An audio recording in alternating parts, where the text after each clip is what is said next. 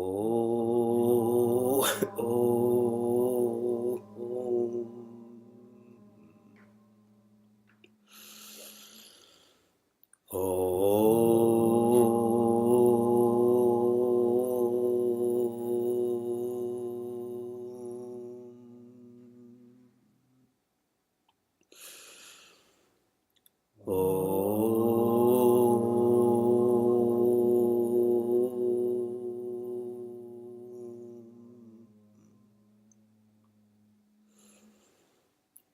Om Vakratunda Mahakaya Surya Soti Samaprabha Nirvignam Kuru Me Deva Sarva Karyeshu Sarvada Saraswati Namastubhyam Varade Kamarupini Vidyarambham Karishyami Siddhe Bhavatu Me Sada Gurur Brahma Gurur Vishnu Gurur Devo Maheshwara Gurureva Param Brahma Tasmai Shri Gurave Namah.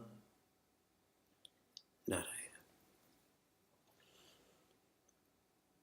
When we were living in the ashram, a constant message which Swami Tejomayananda shared with all of us was, more important than what to think is how to think.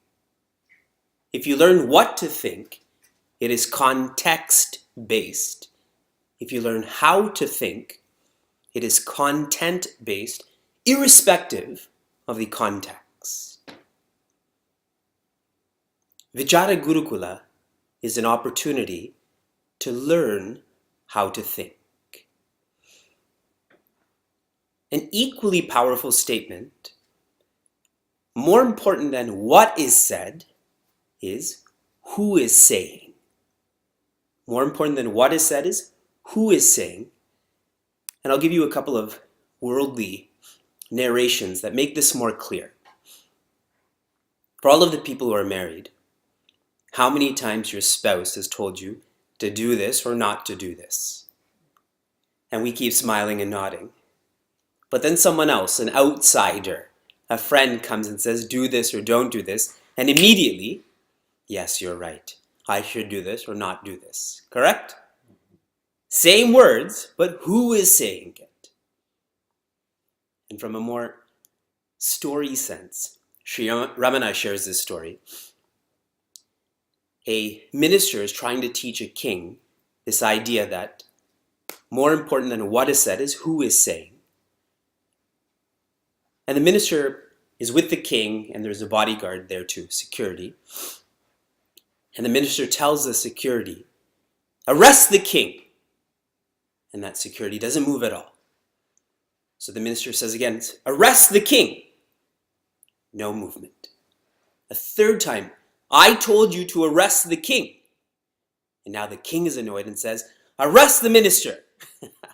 And right away the security goes to arrest the minister. They're the exact same words, but who is saying these words? In our Vichara Gurukula, we are sharing these words with each other as a family that is trying to guide each other into how to think. And what are we thinking about? Human to Hanuman.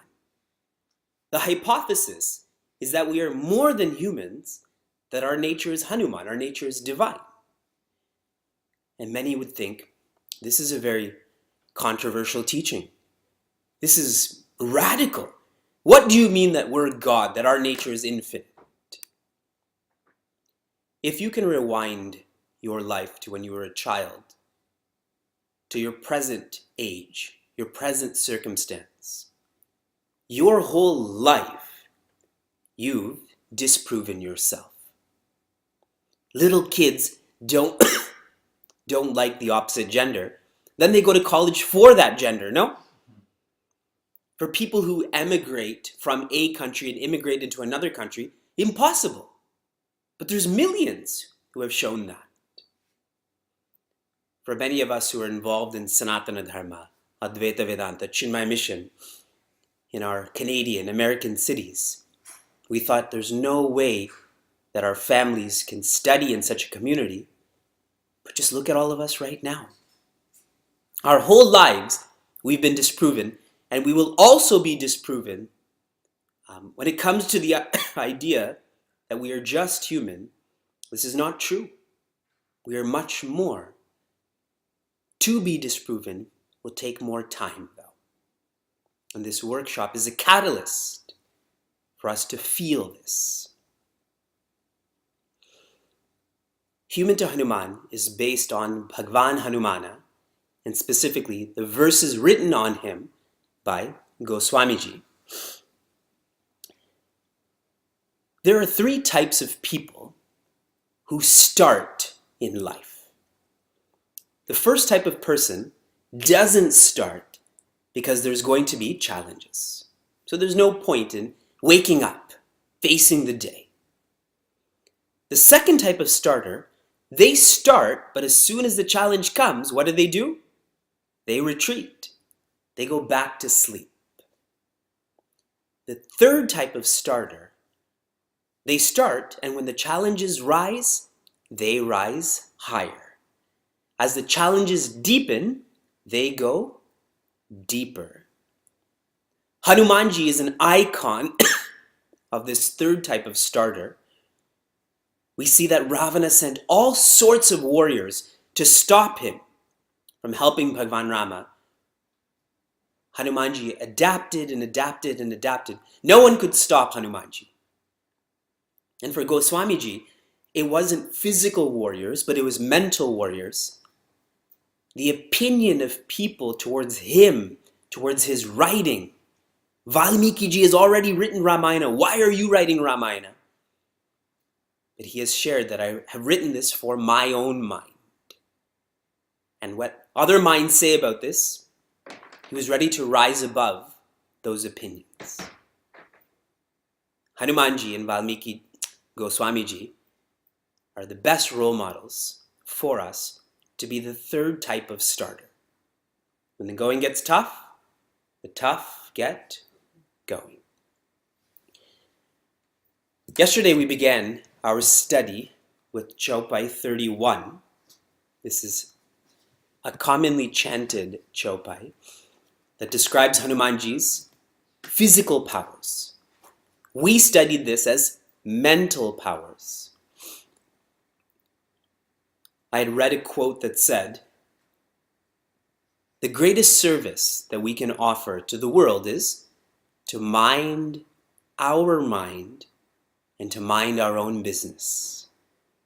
Mind our mind and mind our own business. And why that's a great service to others, the more I purify my mind, the less I agitate others, and the less I'm agitated by others. That is a fundamental service. The sadhana for Chaupai 31 is change. Hanumanji changed his body. We should change our mind. These are mental powers. In Chaupai 32, we studied how Hanumanji has the elixir, the amrita for joy. And we say, Hanumanji, may you be a dasa, a servant of Bhagwan Rama forever.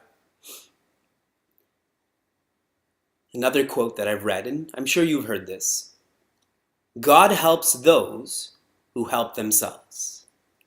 And God helps those more who help others.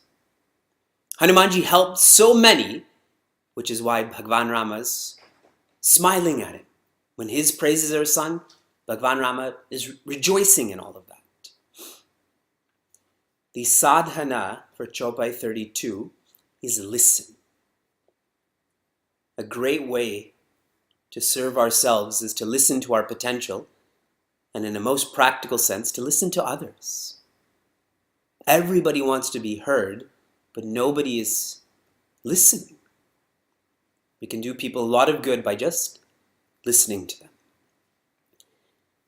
In 33, we shared how people sing your bhajans, and this makes Bhagwan Rama happy.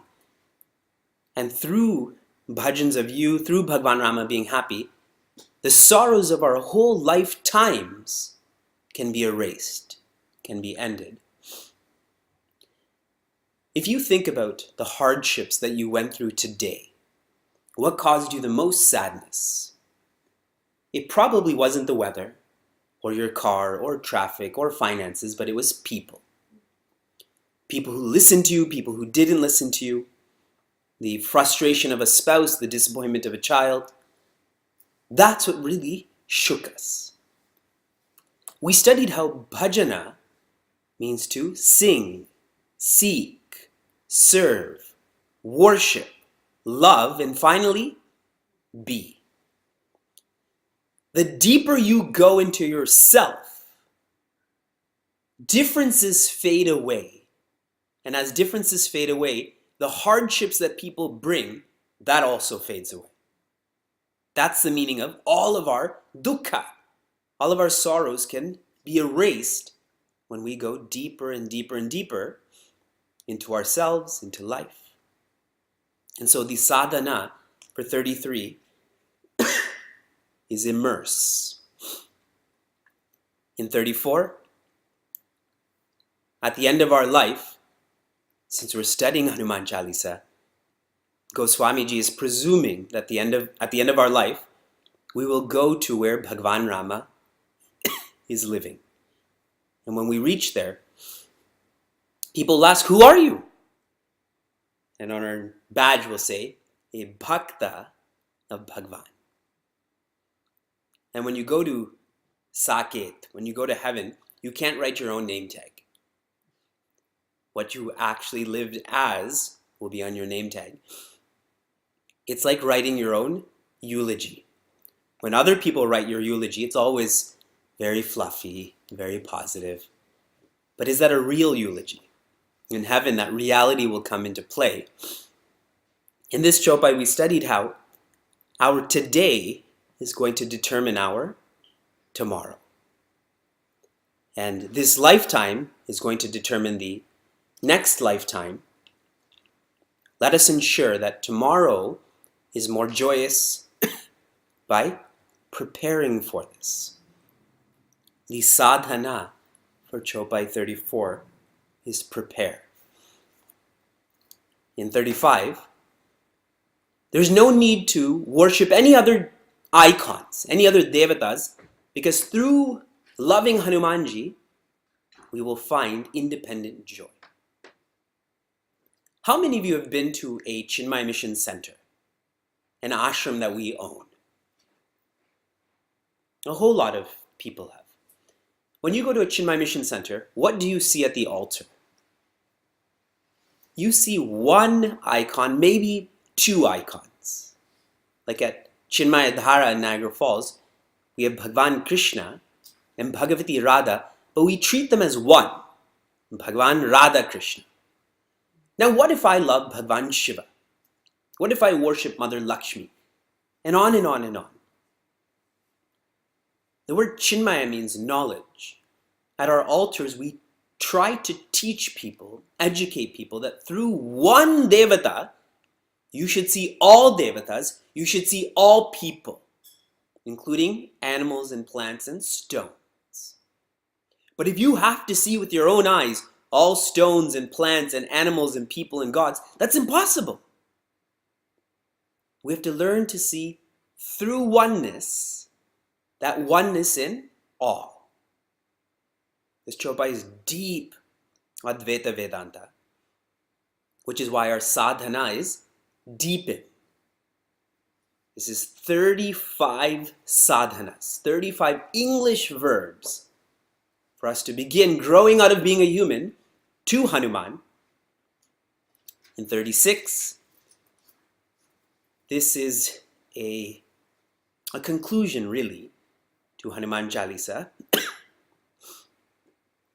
Whatever we're stuck in can be cut. Whatever we're pained by can be transcended. If we are remembering Sumirao, Simran, Smarana, the one who is Veera, the one who is the greatest of the great, the goat, the greatest of all time. I like joking about this, and you may have heard me say this before, but if you still do it, then the joke is relevant. What do you see in hotel bathrooms, better hotel bathrooms, that you don't see in your own homes? And people say small soaps instead of Costco soaps, and way more towels. Everything is folded. True. I think it's a makeup mirror. When you go to better hotels, you see that makeup mirror, correct? In my bathroom in Niagara Falls, there's no makeup mirror. In the home that I'm going to stay in, there's probably not a makeup mirror. As soon as you see a makeup mirror in the room that you're staying in, what do? You put a towel on it.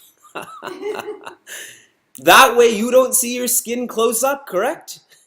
The wrinkles, the cuts, the scars, where you missed shaving. Many people are not part of this workshop, because in this workshop, we're not just chanting, but we are studying. This is called Swadhyaya. This is taking Hanumanji and the virtues that he is an icon of and putting ourselves beside that and seeing how we match up. To do this requires courage. To accept that I'm a vicious person, so lazy, so lusty. And the courageous one is that starter. There are challenges, but I keep working harder, smarter to transcend those challenges. Like all of us are doing. This is now day 8 of our workshop on Human to Hanuman. 12 hours of studying Hanuman Chalisa. Even people who chant this 108 times, that doesn't take them 12 hours. And we've been studying this in a adhyatmic sense, how it relates to us, the Puranic sense, where did this come from, the sadhana, how do I begin? The sadhana for Chaupai 36 is identify. Okay. I'd mentioned that Chaupai 34, verse 34, is a conclusion. I think I said 36, I meant 34. 35 is the therefore. Now people say in conclusion, therefore, and they end that matter. 36 is the summary of Hanuman Chalisa.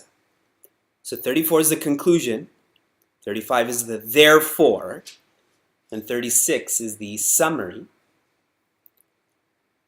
Now we will study Chaupai 37. In Chaupai 37, there is an emphasis on acknowledgement. I'm acknowledging the conclusion, the therefore, the summary. It's almost sharing that I'm going to follow this. So we'll begin with 37. We will read our dohas before that. Shri Guru Charana Saroja Raja Nijamana Mukuru Sudhari Baranau Raghuvara Vimala Jasu Jodaya Kupalachari Buddhihina Tanujanike Sumira Upavana Kumara Bala Buddhi Vidya Dehu Mohi Harahu Kalesa Vikara. Jai Jai Jai Hanumana Gosai Kripa Karo Gurudeva Kinahi. This is a acknowledgement. This acknowledgement is coming from us humans that are aspiring to be Hanuman. So what is this acknowledgement? In many of the settings where I have the opportunity to teach Ramayana, people ask, how come Bhagwan Rama told Mother Sita to go to the Aranya, to the forest? How come Mother Sita was distracted by that golden deer? Ravana was vicious, Vibhishana only remembered and didn't follow, and we're always pointing fingers at the different personalities in Ramayana. Nobody points a finger at Hanumanji. No one questions Hanumanji. There are no rumors about Hanumanji. There's no gossip about Hanumanji. No one is trying to pull him down. And for all of us who work with people, who live with people, that's perpetual, no? rumors and gossip and pulling down, finger pointing, criticizing.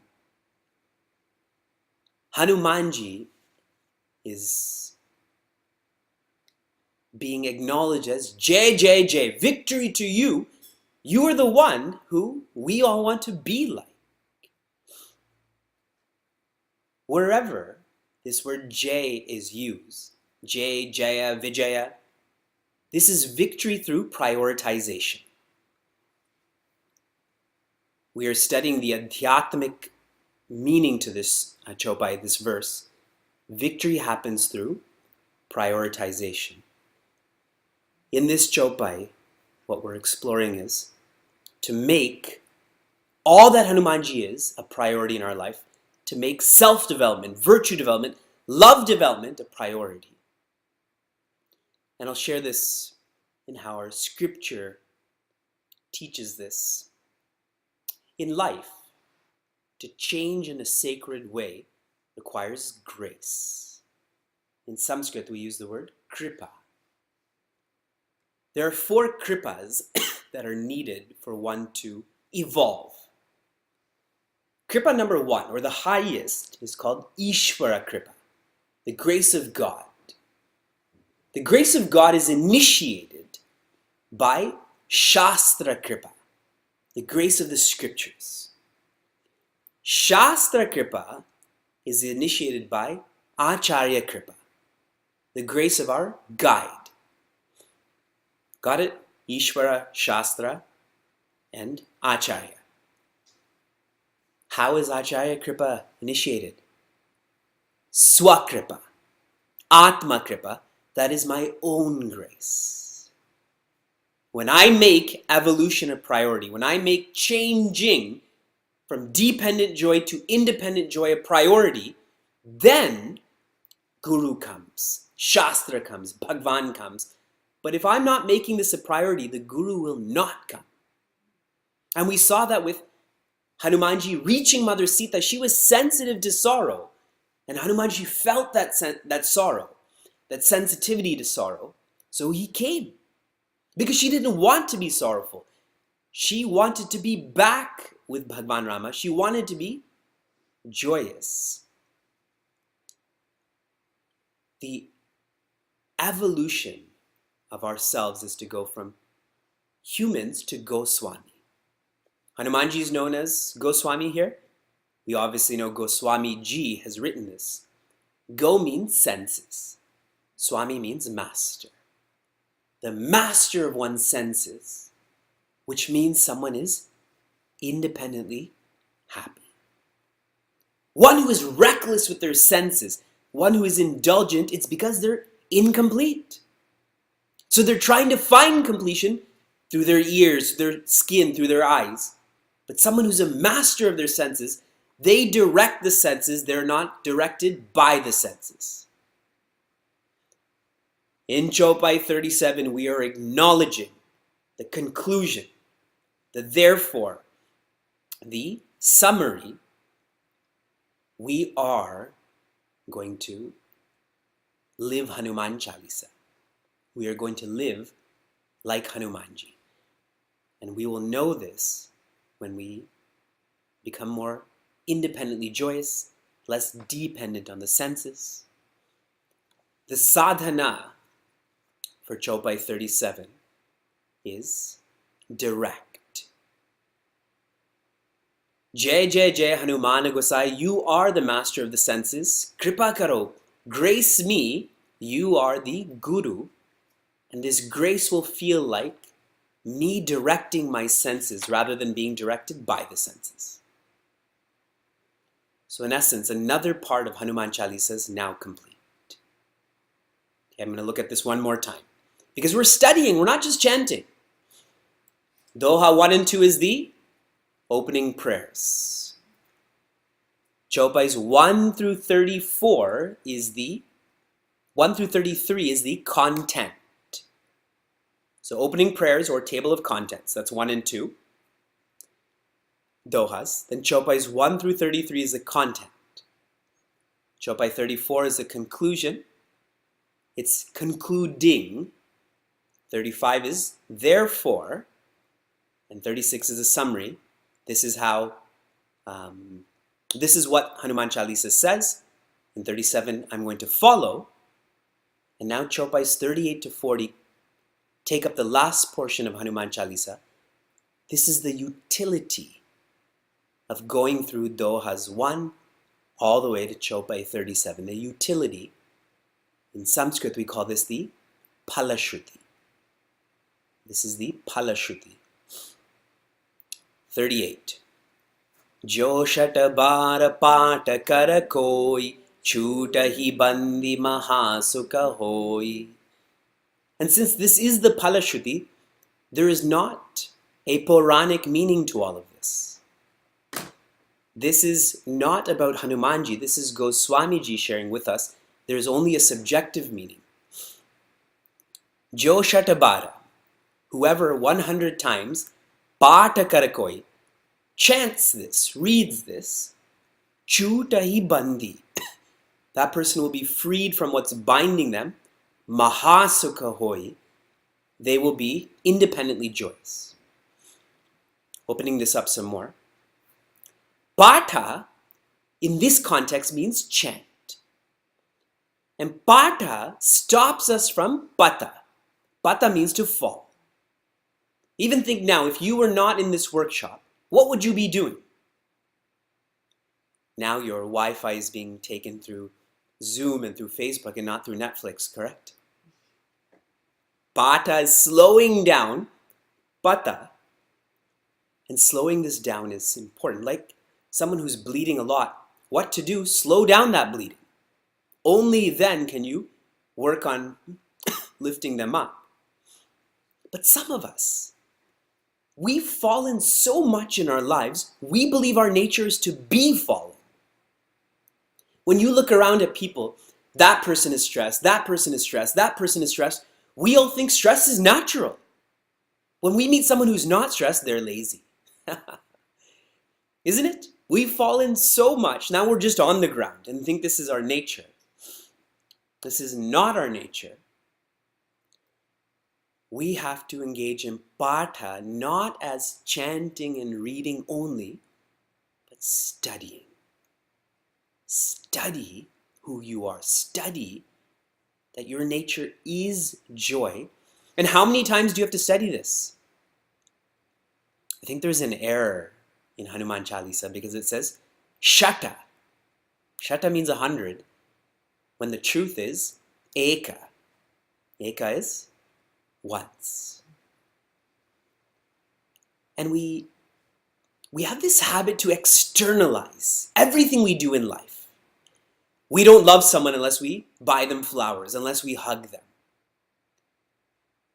This word shata, we think of, oh, if I chant 100 times, I'll be free from this. I've still treated this externally. I've treated this in a literal sense.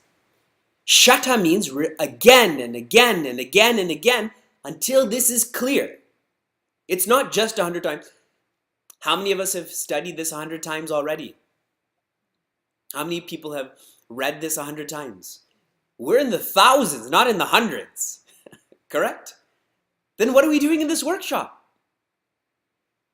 Shata means again and again and again until this is complete. For someone who's most sincere, eka, they just have to go through this once, and not all 40 chopais, just the first one.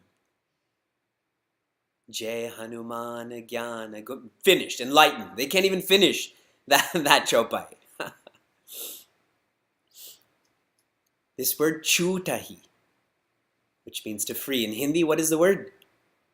Chutti, correct? What's the best part of school? When there's chutti, when there's holidays, when there's a break.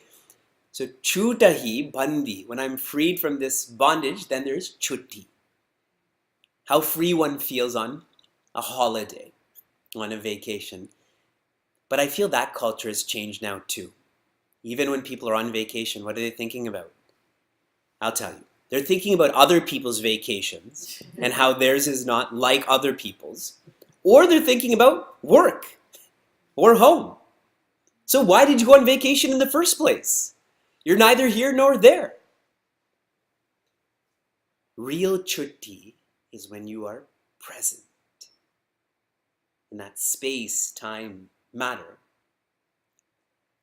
This is chutti from dukkha. In Vedanta, we call this dukkha nivritti. Chuta hi bandis, dukkha nivritti, that is letting go of dependency. Maha sukha hoi is sukha prapti, that is tuning into independent joy. And my last thought here for Chopai 38. No combination, no permutation of any pleasure, possession, position can create peace. Finitude cannot lead to infinitude. We just have to let go of dependency and we will become free. You cannot create infinity. You cannot create independent joy. This is already present. We have to be this. We're trying to be professions, be privileged, be healthy. Instead, we should be who we are. Hanuman. The sadhana for Chopai 38, study. Swadhyaya. How does this relate to you? How are you matched up against this teaching? Study. 39, the Palashruti continues. 3 verses on the utility of studying Hanuman Chalisa. Jo yaha pare Hanuman Chalisa hoya siddhi sakhi gaurisa. Jo yaha pare. Like pata can be known as reciting, pare can be reading. Hanumana Chalisa, hoya siddhi, that person will be accomplished. Sakshi, Gaurisha, the Lord of Gauri, that is Bhagwan Shiva. Opening this up some more. Hanuman Chalisa is a success story. This is a success story.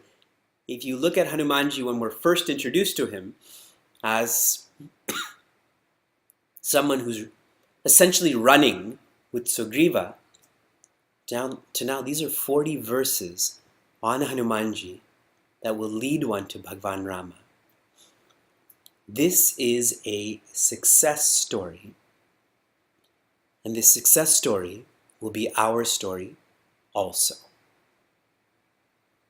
Whenever you study Sanatana Dharma, you have to study this from 2 perspectives.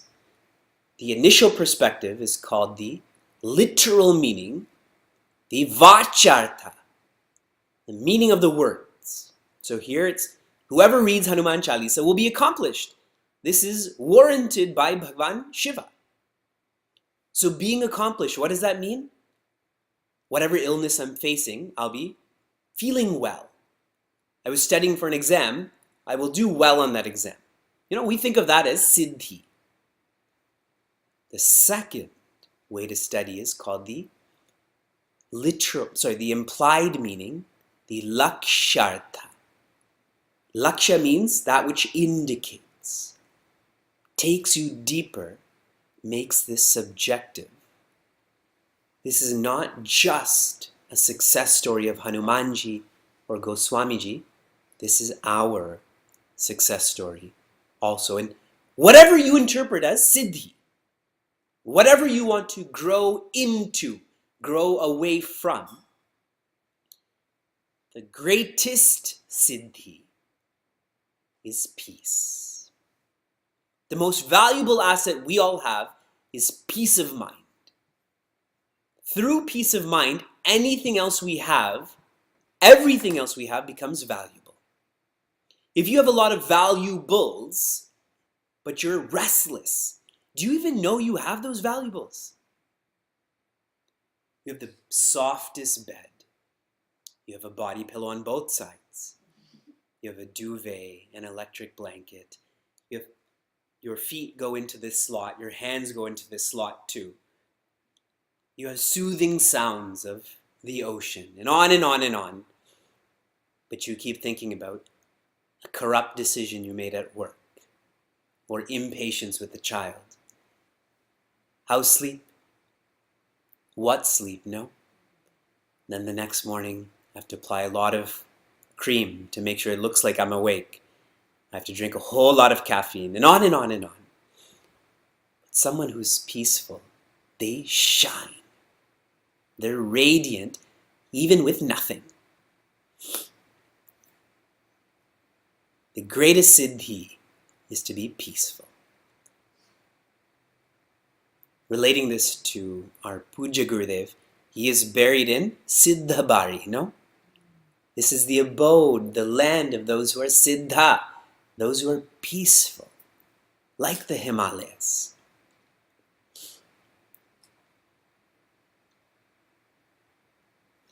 All of this is being sanctioned, signed off by Gaurisha, that is Bhagavan Shiva. What is a very wholesome name of Bhagavan Shiva? Bholenath, no? The Nath of those who are Bhole. We all interpret Bhole as a simpleton. Bhole means someone who doesn't know the untruth.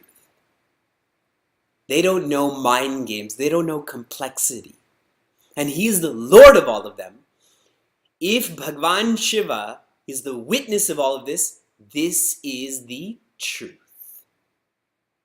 But if one not reads, but one reconciles Hanuman Chalisa to their life, that person too will be siddha. Your sadhana here is observe. Using the word saki or sakshi, it is to observe. You've all heard this word saki before from Sri Kabir's teachings. The way that he would teach, those verses were called sakis. And now we reach the last verse of Hanuman Chalisa. And we should be happy that we reached this, and also sad that there's not a 41st verse and a 42nd verse. But remember, shata means you study again and again and again. Tulsi dasa sada hari chera kije nata hridaya mahadera. Tulsi dasa. Who's writing this right now? Tulsi Das is writing to Tulsi Das. There's like a personality disorder here. Sada hari chera. Tulsi Das is telling Tulsi Das that forever you should be a chela, a disciple of Bhagavan Rama and Hanumanji. Kije nata hridaya mahadera. Please find your permanent place in my heart. This is the literal meaning. We open this up some. We are describing Hanumanji, who is a servant of Bhagavan Rama. In this verse, Goswamiji says, I'm a servant of Hanumanji, who is a servant of Bhagavan Rama. If one is a servant, if one is service-oriented, then it's never about mama. It's always about namaha. Namama, namama. Not me, not mine. If I'm a servant of a servant, I serve those who serve others, most definitely there's no mama. There's no me, no mine at all. Only namaha times 2. And so in our Vedic culture, we have a practice of talking in the third person to those whom we revere. Those we revere, we talk to them in the third person. So as an example, if Puja Gurudev was sitting here, Swami Chinmayananda, or Goswamiji was here, I would say, would Goswamiji like solid black coffee? I wouldn't say, would you like solid black coffee? Because I'm not the same as him. He is here, I am here, or he's really deep and I'm very shallow. So it's not fair for me to equalize me to him, to externalize that. So we talk in the third person. I don't know if any of you have tried this before with people you revered, but it's a great practice, a great sadhana in being vigilant, in not being casual and so being careless. And taking this even more deeply, it requires a lot of unlearning to communicate like this, isn't it? We are so casual with each other. Now we don't even speak to each other. We just put our chin up. Or when we text people, who knows what kind of acronyms are being used? In some of our camps, I ask people to write letters, actual letters to their parents or grandparents or to Bhagwan. And after one line, Vivekji, my hand hurts. We don't even know how to use pencils. What's a pencil? And paper. Unlearning. I'll tell you a great story relating to being a servant of a servant. So there was a disciple, a chela, and his guru, he's moving on in the world. So this chela says, what should be my mantra? How should I live? And the guru tells that chela, your mantra should be Soham, which is Saha Aham. I am he, Soham. And then that guru left, and that disciple sat down and said, Soham. Now another wise person was wandering around, because that's what wise people do. They just wander around, right? And he's overhearing this disciple, and says, hey, what are you chanting? And he said, my guru told me to chant Soham. I am he. He am I am he. And that wise person said, your guru must have been in a rush because he forgot a letter. He forgot to add the da. It's dasoham. I am a servant. I serve others. So that disciple sat down. Dasoham. Now I think that guru forgot something in the ashram, so he came back. And he said, hey, what are you chanting? And he said, dasoham. I told you to chant soham, now dasoham. He said, that wise person too forgot a letter. He forgot sa. It's sadasoham.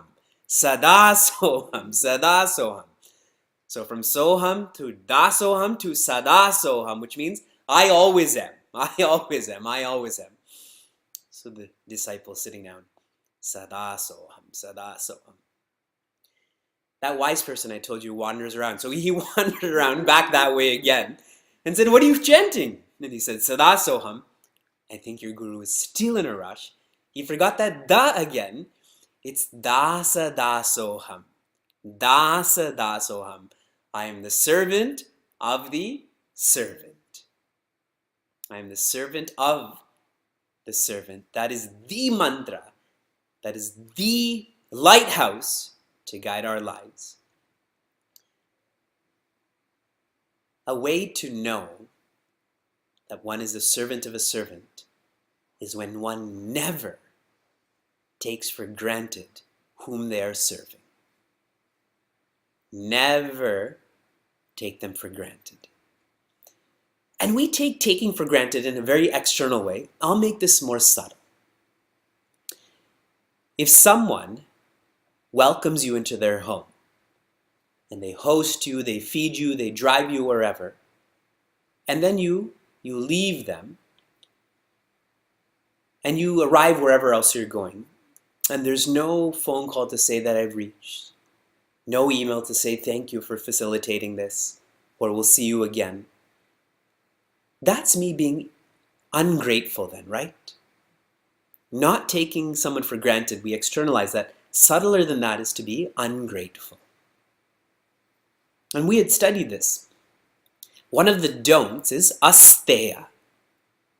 Steya means to steal. Asteya means non-stealing. When someone gives and gives and gives, and we don't express our gratitude, that's the same as stealing, no? Asteya. Taking for granted. Then I'm no longer the servant, or I'm not serving the servant, I feel like I am the man. Namaha should be directed to me. People like Hiranyakashipu think that. No.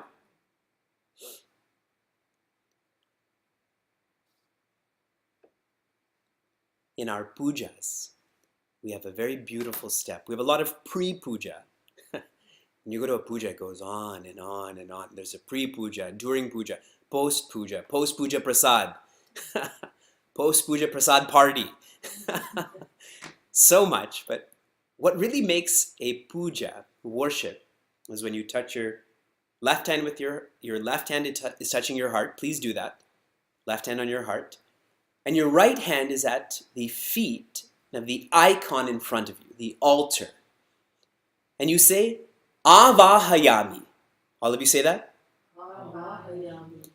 Which means the divinity that is in my heart. You know, we always say, Namaste. The divinity in me is the divinity in you. In puja, it's not about you.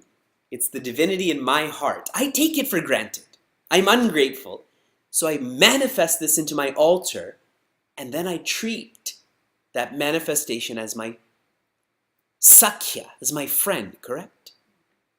But the evolution of Sakhya is Dasya. I am a servant to that altar. Avahayami. This is all being shared in verse 40. Goswamiji is saying, Avahayami. Hanumanji, you live in my heart. And since you're living in my heart, who else is going to live there? Bhagwan Rama. Here is the 40th sadhana. That is, carry. Carry. You always carry your heart with you, right? When you're not carrying your heart with you, then Antakala Raghuparapura Jai, at the end of your time. I've been traveling and teaching a lot, so I can't remember if I told you this already or not. But how do you know if you're getting old? One way you know if you're getting old is when you have the answers to all, but nobody asks you any questions. That's one way to know if you're getting old. And another is you and your teeth sleep in separate rooms. Then you know that you're getting older. We go to our third doha. Our third doha. We had our opening prayers, and we always have our closing prayers too. Our table of contents, and I always use the word summary too. Pavanatanaya Sankata Harana Mangala Murati Rupa Ramalakhana Sita Sahita Hridaya Basau Surabhupa.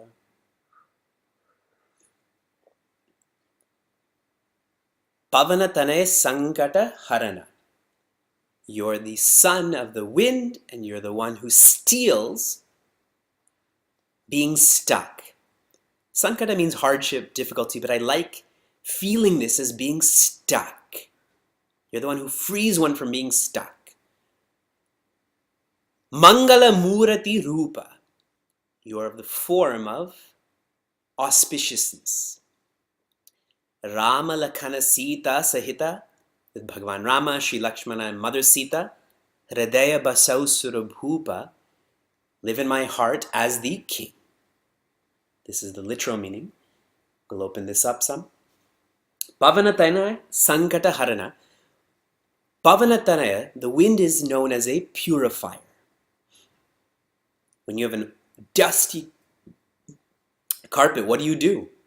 You take it outside and you hit it.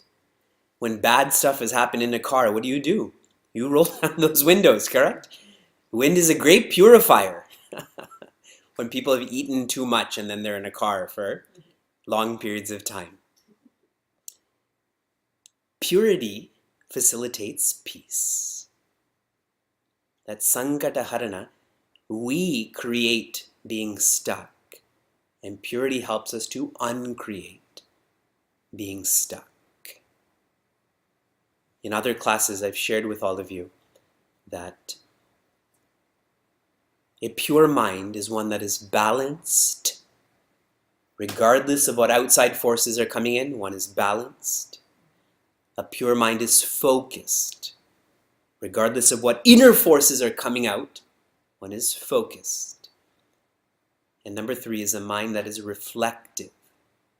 No experience, no moment passes without learning happening.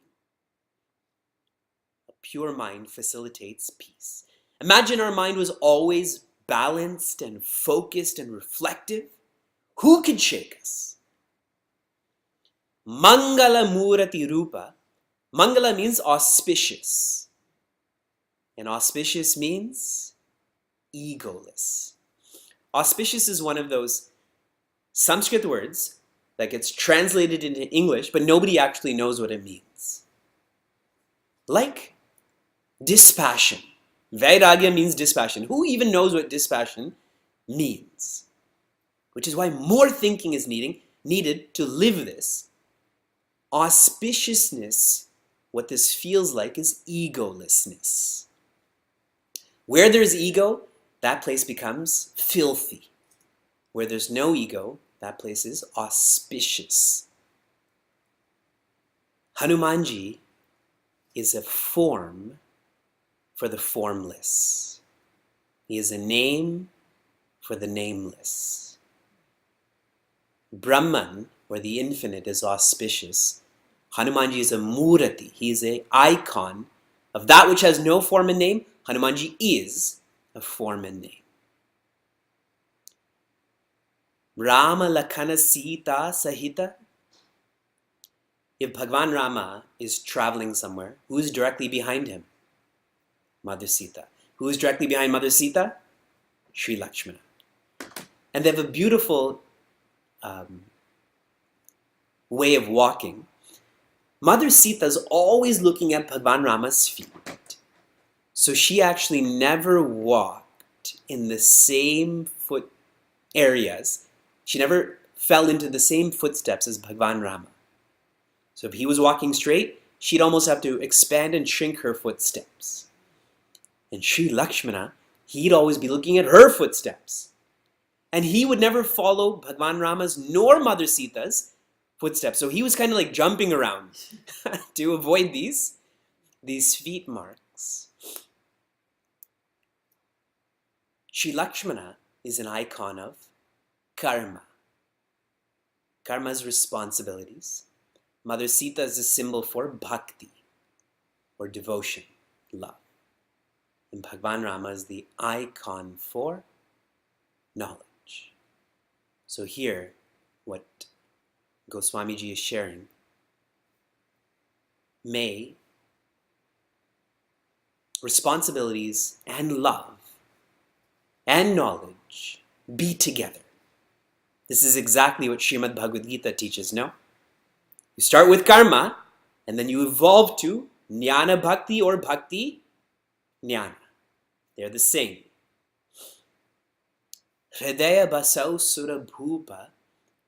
Hridaya basau, may you live in my heart. Sura bhupa, you are the king of the gods. Hanumanji, you live in my heart.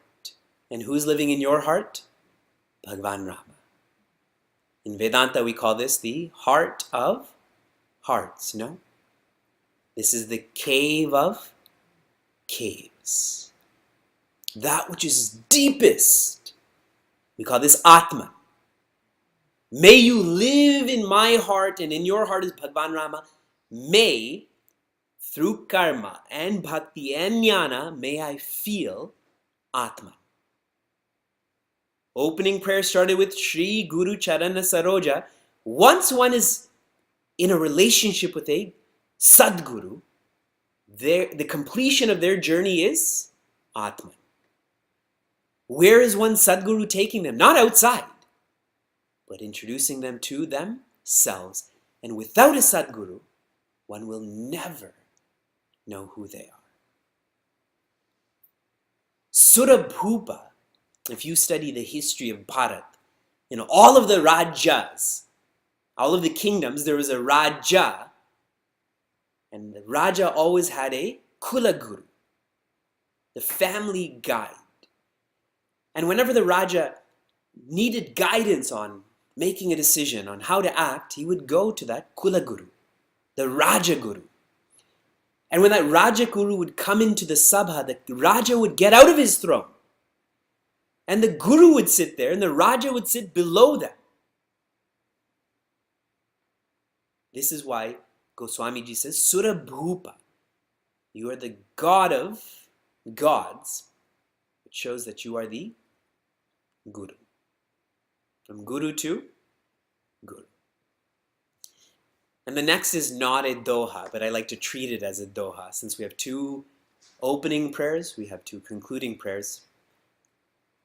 Siyavara Ramachandra ki, Pavana Sutta Hanuman ki. And see, I can't hear you right now because I love to hear myself talk, but I can see you, right? So what you should all do as I'm sharing this is you should take your right hand and pledge your allegiance. You know, we said acknowledge. An allegiance to yourself. In some American meetings, I was at a township meeting recently, and before this meeting took place, everyone stood up and pledged their allegiance to the flag. I was a Canadian in this American meeting. I don't think they knew that. But when it comes to happiness, we all have an allegiance to happiness. So once again, Siyavara Ramachandra ki, Pavana Sutta Hanuman ki, Umapati Mahadeva ki, Bolo Bhai Sab Santan ki. Siyavara Ramachandra ki jai focuses on making Bhagwan a priority. Remember Jay, Jaya, Vijaya? That means prioritize. Whom? Bhagwan. Siyavara is Bhagwan. Pavana Sutta Hanuman ki jai, that is the Bhakta. We should make the Bhakta a priority. We should follow. What would the wise do? Umapati Mahadeva ki jai, that is making Bhakti a priority. Following Bhakti, because the original Ramayana was actually written by Bhagwan Shiva. Not Valmiki ji and not Goswami ji, it was Bhagwan Shiva. Bhakti. So if Bhagwan, Bhakta and Bhakti, then Bolo Bhai Sab Santan ki. Who's that? That's all of us, correct? People love to chant the loudest for this because you're chanting for yourself. If you make Bhagwan, Bhakta and Bhakti a priority, you revolve around them, then we become Bhagavata. Bhagavata means we become part of Bhagwan, Bhakta, Bhakti. And there's one more line that's not written here, but we can chant this. Aaj ki Anand ki Jai.